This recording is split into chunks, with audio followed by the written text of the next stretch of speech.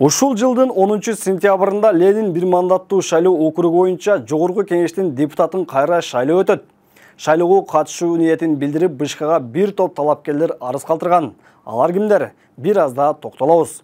Эми моралдык жоопкерчиликти сезип, буга чейин мандатын тапшырган Жаныбек Абиров да бул шайлоого катышуу ниетин так эмес кыйытма түрдө билдирүүдө. Ал мындай кадамын өзүнүн талапкерлеринен, колдоочуларынан сунуш түшүп жатканы менен байланыштырды. Алар да айтып атат, шайлоого катышпайсыңбы деп. Ошол үчүн азыр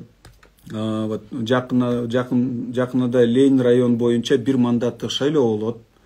Катышайын деген ниетиңиз барбы деген ошондой суроо келди.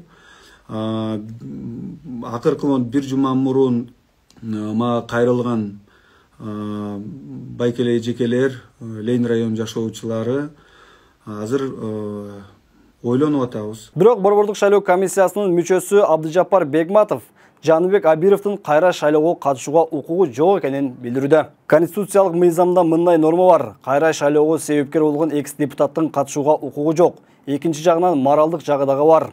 Мындай жоопкерчиликти оюнчук катары кабыл албаш керек, деп билдирген Бекматов. Шайлоого катышуу ниетин билдирип, Бышкага арыз берген талапкерлерге токтолалы. Азыркы тапта 8 талапкер катталган. Алар Эртай Исқақов. Бул талапкер буга чейинки шайлоодо дагы талапкерлигин койгон, бирок жетиштүү добуш ала албай калган. Исқақов селекция айылында суу жоктугунан улам жол тосууну уюштурган деп камакка алынган. Азыркы күндө ал убактылуу кармоочага 2 айга камалган. Азыр Сокулук милициясы уголовный розыскан деп келишип, Сокулук ровдуга бизди алып баратышат.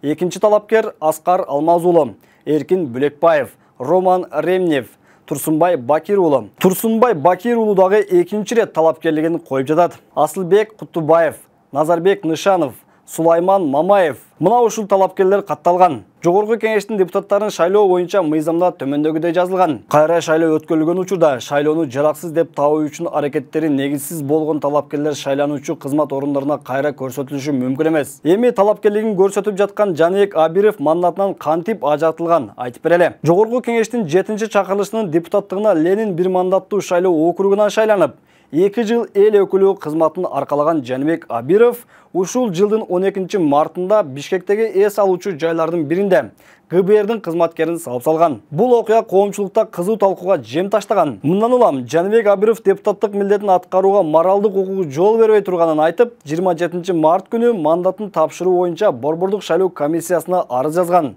БШКда анын арызын канааттандырып, мандатын ажыратуу боюнча чечим кабыл алган. 10 сентябрда өтчү шайлоого 13,2 миллион сом сарпталат. Бул мурдакы шайлоого караганда айрым чыгашалар кыскартылганы айтылган.